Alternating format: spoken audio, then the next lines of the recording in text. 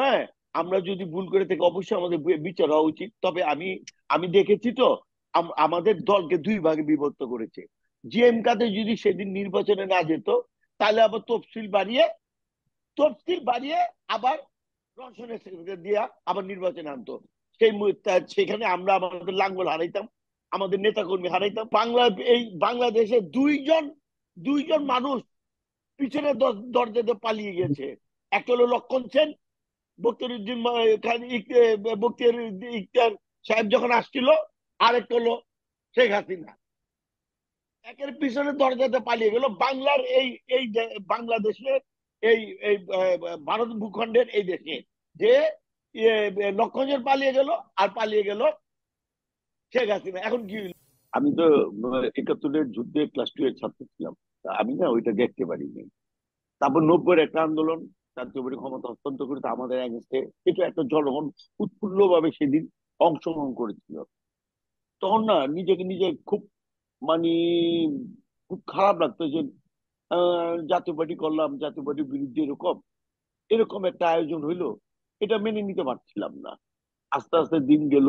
এক সময় দেখলাম যারাই তারপর রাজনীতিতে আসলে সবাইকে স্বৈরাচার বলা আরম্ভ হলো। এবং স্বৈরাচার আস্তে আস্তে যখন আওয়ামী লীগ এবার 2008-এ ক্ষমতা আসলো, এবং আমরা জাতীয় পার্টি এত পরিশ্রম করলাম আওয়ামী লীগের জন্য, জীবন যৌবন আমরা সব দিচ্ছি। 2008 বলেন, 96 সাল বলেন, 23 বছরে, 1996-এ 23 বছর পর আওয়ামী লীগ আসছে। সেদিন আমরা যদি আওয়ামী লীগের সমর্থন না করতাম, তাহলে আওয়ামী লীগ এর পরবর্তীতে থাকতো কিনা সেটাই সন্দেহ ছিল। অ্যাবিলিস্ট হয়ে যেত এই দলটাকে আমার তো সমর্থন করলাম। আলহামদুলিল্লাহ, আওয়ামী লীগ আমাদের দলকে দুই ভাগে, আনোয়ার হোসেন মঞ্জু সহ দুই ভাগে বিভক্ত করে দিয়ে দিল। এটা হলো আওয়ামী লীগের ক্যারেক্টার। কাউকে তারা আপন ভেবে নিয়েছে কিনা আমি নিজেও জানি না। 2008-এ যখন হুসেন মোহাম্মদ এরশাদকে সার্বিকভাবে বিএনপি সহযোগিতা করতে চাইলো, তারপর হুসেন মোহাম্মদ এরশাদ আমার নেতা সেদিন আওয়ামী লীগের জনসভায় মঞ্চে উঠলো। 14 দলের মঞ্চে আসলো, এবং মহাজোটের মাধ্যমে হুসেন মোহাম্মদ এরশাদ একটা সাপোর্ট দিল আওয়ামী লীগকে। এরশাদ আসাদেই তো একটা মহাজোট হইলো। আর সেই জোটের পরের থেকে আরম্ভ হলো 2014 নির্বাচন। হুসেন মোহাম্মদ এরশাদ যেতে চায়নি, তাকে নিয়ে সিএমএ আটকে দিল। এই যে আটকে দিল, এই যে আমাদের ভিতরে একটা কষ্ট, যে আবার বেগম রওশন এরশাদের দিয়া আমাদের দলে বিভক্ত করে আবার সেদিন রওশন এরশাদের নির্বাচনে নিয়ে আসলো। আমরা কেউ নির্বাচনে রাজি না, তারপরে নির্বাচন করলো। এই আরম্ভ হইলো আওয়ামী লীগের স্বৈরাচারিক মানসিকতা। আওয়ামী লীগের আরম্ভ হয়ে গেল কিন্তু 2014-এর পর। ভোট কেন্দ্রে ভোট দিতে যাওয়ার কোনো প্রয়োজন নাই, ব্যালটে ভোট দেওয়ার কোনো সিল দেওয়ার কোনো প্রয়োজন নাই। আওয়ামী লীগ স্বৈরাচারী মানসিকতা নিয়ে মাঠে নামলো 2014, 2018-তে। 2018-তে রাত্রেবেলা ভোট হয়েছে, দিনে ভোট দিব কি? আরে বাবা, রাত্রেবেলা ভোট হয়েছে। 2024 আমি নিজেও এমপি ক্যান্ডিডেট ছিলাম। মানে রাত্রেবেলা যখন আমি বেরোলাম, আমি তখন দেখলাম যে পরিস্তব্ধ ছিল 2,500 উপজেলা। তখন আমার ভাতিজা আমার সাথে কথা বলছিল, সায়াম, যে চাচু ঘটনা কি, একটা পুলিশ নাই। তখনই আমাদের ভিতরে কামড় দিল, সকালবেলা অ্যাকশনে যেত। এবং সকালবেলা ডিজিএফআই যখন এই কয়েকদিন আমাকে খুব ওয়াচ করলো, আপনারা মাঠে নাই কেন, মিছিল মিটিং করে, তখন আমি বুঝতেছিলাম এই জামাই আদর কিন্তু থাকবো না এক সময়। যেদিন 7ই জানুয়ারিতে নির্বাচন আরম্ভ হলো, আর কারো ক্ষমতা নেই। টোটাল ক্ষমতা চলে গেল পুলিশের হাতে, চলে গেল টিওনের হাতে, ইউনোর হাতে, চলে গেল ওই ডিসিএসপির হাতে। আমরা সাধারণ লোক ভোট কেন্দ্রে গেলাম, ভোট দিতে পারলাম না। এক হাস্যস্কর পরিবেশে আমরা সেদিন ব্যাক করলাম। এই যে ব্যাক করলাম, এখন কি হলো? হাসিনার সাবেক প্রধানমন্ত্রী এখন কি হইলটা কি? পারলো যে আটকে রাখতে? আমরা কিন্তু একসময় ভেবেছিলাম, ওই যে সাবেক প্রধানমন্ত্রী বলতো 2024-এ, 2042-এ আমরা ক্ষমতা ছাড়বো, তখন ভাবতাম বোধহয় এই জীবত দশায় বোধহয় আমরা আর আওয়ামী লীগের পরিবর্তন পাবো না। কিন্তু পেয়েছি ভাই। হুম। একেবারে এই দেশে ছাত্র ছাত্র কোটার আন্দোলনের মাধ্যমে, গণ আন্দোলনের মাধ্যমে, গণ অভ্যুত্থানের এই দেশ একটা পরিবর্তন আসলো। এই পরিবর্তন কিন্তু শুধু ছাত্ররা না, এই দেশে মা, বোন, ছেলেরা সবাই মাঠে নামলো, বাবারা মাঠে নামলো। মারা তো সবার আগে তার ছেলে মেয়েদের পাঠিয়ে দিতে, যা দেশ স্বাধীন করে নিয়ে। এই যে দেশ স্বাধীন করে 71-এ শুনতাম সিনেমা নাটকের একদম মারাই গিয়ে দিত তার ছেলেদেরকে, বাবা দেশ স্বাধীন না হওয়া পর্যন্ত তোরা ফিরবি না। এবার 2024-এ দেখলাম মারা তার ছেলে মেয়েদের দিয়ে দিছে, যা তোরা আওয়ামী লীগের বিরুদ্ধে তোর স্ট্যান্ড নেই, স্ট্যান্ড নিয়ে এই দেশকে একটা গণতান্ত্রিক উন্মুখী আমরা স্বাধীনভাবে যে কথা বলতে পারি, আমরা যে আমার ভোটকে আমি নিজে নিজে হাতে দিতে পারি। সেই কারণে মানুষ, জনগণ এই সরকারের বিরুদ্ধে মাঠে নামলো। আজকে দুঃখ লাগে, মানে সাবেক প্রধানমন্ত্রী বাংলা, এই বাংলাদেশে দুইজন দুইজন মানুষ পিছনে দরজাতে পালিয়ে গেছে। একটা হলো লক্ষণ সেন, বখতিয়ারউদ্দিন বখতিয়ার ইকতার সাহেব যখন আসছিল, আরেকটা হলো শেখ হাসিনা। একের পিছনে দরজাতে পালিয়ে গেল বাংলার এই এই বাংলাদেশের এই এই ভারত ভূখণ্ডের এই দেশে, যে লক্ষণ সেন পালিয়ে গেল, আর পালিয়ে গেল শেখ হাসিনা। এখন কি হইলো?